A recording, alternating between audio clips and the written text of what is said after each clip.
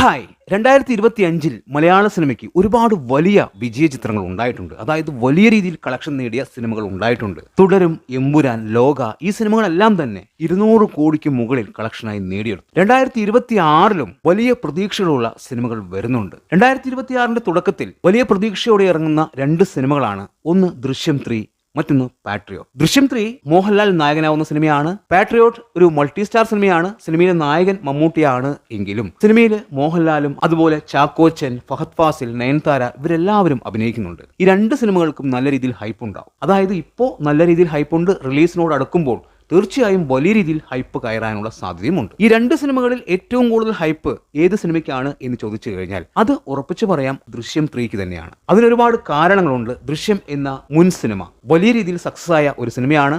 അത് കേരളത്തിൽ മാത്രമല്ല എല്ലാ ഭാഷകളിലും സക്സസ് ആയ ഒരു സിനിമയാണ്. അതുകൊണ്ട് തന്നെ ദൃശ്യം 3ക്ക് ഒരു വലിയ ഓഡിയൻസ് ഉണ്ട്. ഒരുപാട് പ്രേക്ഷകർ ഈ സിനിമയെ കാത്തിരിക്കുന്നു എന്നുള്ളത് തന്നെയാണ്. പാട്രിയോട്ട് ഒരു മൾട്ടി സ്റ്റാർ സിനിമയായതുകൊണ്ട് തന്നെയാണ് ആ സിനിമയ്ക്ക് പ്രേക്ഷകർ കാത്തിരിക്കുന്നത്. തീർച്ചയായും മഹേഷ് നാരായണന്റെ മുൻ സിനിമകൾ പ്രേക്ഷകർക്ക് ആവേശം നൽകുന്നുണ്ട് എന്നുള്ളതും സത്യമായിട്ടുള്ള കാര്യമാണ്. ഞാൻ എന്തുകൊണ്ട് ഇതിവിടെ പറയുന്നു എന്ന് ചോദിച്ചു കഴിഞ്ഞാൽ ഈ 2 സിനിമകളും ഏകദേശം ഒരേ സമയത്ത് തന്നെയാണ് റിലീസ് ചെയ്യാൻ പോകുന്നത്. അതായത് വിഷു ആ സീസണിലാണ് ഈ 2 സിനിമകളും റിലീസിന് വരുന്നത്. അതായത് ഏപ്രിൽ 9-നാണ് ഈ 2 സിനിമകളുടെയും റിലീസിംഗ് പ്ലാൻ ചെയ്തിരിക്കുന്നത് എന്നാണ് അറിയാൻ സാധിച്ചിരിക്കുന്നത്. പക്ഷേ ഒരു കാര്യമുണ്ട്, ഈ 2 സിനിമകളും ഒരുമിച്ച് വരില്ല എന്നുള്ളതും ഉറപ്പായിട്ടുള്ള കാര്യമാണ്. അതായത് ഒരാഴ്ചയെങ്കിലും ഗ്യാപ്പ് ഇട്ട് മാത്രമേ ഈ 2 സിനിമകളും റിലീസ് ചെയ്യുകയുള്ളൂ. അത് ബിസിനസിനെ ബാധിക്കും എന്നുള്ളത് കൊണ്ട് തന്നെയാണ് പുറത്ത് പറഞ്ഞു കേൾക്കുന്നത്. ദൃശ്യം 3യുടെ റിലീസിംഗ് ഡേറ്റ് എന്നാണോ അതിന് ഒരാഴ്ച മുൻപോ പിൻപോ ആയിരിക്കും പാട്രിയോട്ടിന്റെ റിലീസ് എന്നുള്ളതാണ് പറഞ്ഞു കേൾക്കുന്നത്. നമ്മൾക്കറിയാം വലിയ പ്രതീക്ഷയുള്ള സിനിമകൾക്ക് ഫസ്റ്റ് ഡേ വരുന്ന കളക്ഷൻ എത്രത്തോളം വലുതാണ്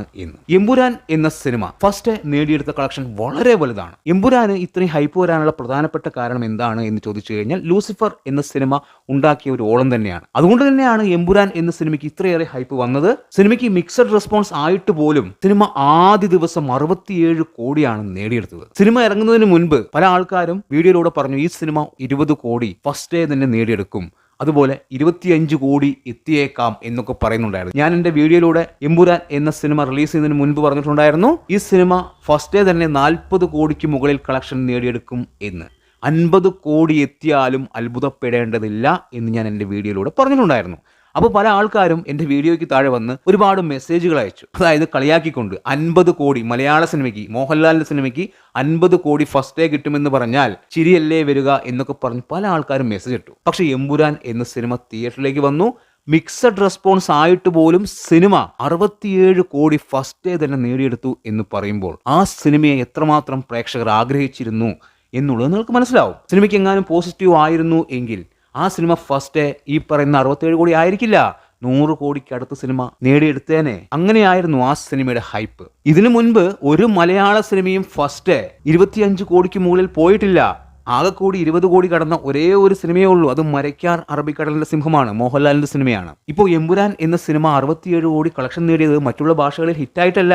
അതായത് കേരളത്തിലും വിദേശ രാജ്യങ്ങളിലും ഒരു മലയാള സിനിമയായിട്ട് തന്നെയാണ് പ്രേക്ഷകർ കണ്ടത്. എന്നിട്ടാണ് ഈ കളക്ഷൻ നേടിയത്. പക്ഷേ ദൃശ്യം എന്ന സിനിമ വരുമ്പോൾ മലയാളികൾ മാത്രമല്ല മറ്റു ഭാഷക്കാരും ഈ സിനിമയെ കാണാൻ ആഗ്രഹിക്കുന്നുണ്ട് എന്നുള്ളത് തന്നെയാണ്. എനിക്ക് തോന്നുന്നു ഫസ്റ്റ് ഡേയിൽ ഒരു പക്ഷേ എമ്പുരാനെ മറികടന്ന് ദൃശ്യം മുന്നോട്ട് പോകും എന്നുള്ളത് തന്നെയാണ്. അതായത് ഫസ്റ്റ് ഡേ തന്നെ ഒരു 75 കോടിക്ക് മുകളിൽ സിനിമ കളക്ഷനായി നേടിയാലും അത്ഭുതപ്പെടേണ്ടതില്ല എന്നുള്ളത് തന്നെയാണ്. എന്തായാലും 50 കോടി എന്ന നേട്ടം ആദ്യ ദിവസം തന്നെ ദൃശ്യം 3 സ്വന്തമാക്കും എന്നുള്ളതും ഉറപ്പാണ്. അതായത് ആ രീതിയിൽ ഹൈപ്പിലാണ് സിനിമ വരുന്നത്. സിനിമയ്ക്ക് ഇതിന്റെ പ്രൊഡക്ഷൻ ടീം കൊടുത്ത ഹൈപ്പ് അല്ലാതെ മുൻ സിനിമകൾ ഉണ്ടാക്കിയ ഒരു ഹൈപ്പാണ്. ആ ഹൈപ്പ് പ്രേക്ഷകർക്കുള്ളിലുണ്ട്. അതുകൊണ്ട് തന്നെ ദൃശ്യം 3 തിയേറ്ററിൽ പോയി കാണാൻ പ്രേക്ഷകർ ഒരുപാട് ആഗ്രഹിക്കുന്നുണ്ട് എന്നുള്ളതും ഉറപ്പായിട്ടുള്ള കാര്യമാണ്. ഈ സിനിമ 80% മികച്ച സിനിമയാവും എന്നുള്ളത് തന്നെയാണ്. മോശം സിനിമയാവാൻ ഒരു സാധ്യതയും കാണുന്നില്ല. എന്തായാലും മലയാള സിനിമയുടെ തലവര മാറ്റാൻ പോകുന്ന സിനിമ തന്നെയായിരിക്കും ദൃശ്യം 3. മറ്റൊന്ന് പാട്രിയോട്ടിന് നല്ല ഹൈപ്പ് ഉണ്ട്. അത് മൾട്ടി സ്റ്റാർ സിനിമയായതുകൊണ്ട് തന്നെയാണ്. മമ്മൂട്ടിയും മോഹൻലാലും കുറേ വർഷങ്ങൾക്ക് ശേഷം ഒന്നിക്കുന്നു എന്നുള്ളത് കൊണ്ട് തന്നെയാണ് ഈ സിനിമയ്ക്ക് ഇത്രയും ഹൈപ്പ് കിട്ടാനുള്ള ഒരു പ്രധാനപ്പെട്ട കാരണം. ഈ സിനിമ ദൃശ്യം 3 പോലെ ഫസ്റ്റ് ഡേയിൽ വലിയ കളക്ഷൻ ഉണ്ടാക്കാൻ സാധ്യതയുണ്ടോ എന്ന് ചോദിച്ചു കഴിഞ്ഞാൽ അത്രയും ഉണ്ടാക്കാനുള്ള സാധ്യതയില്ല.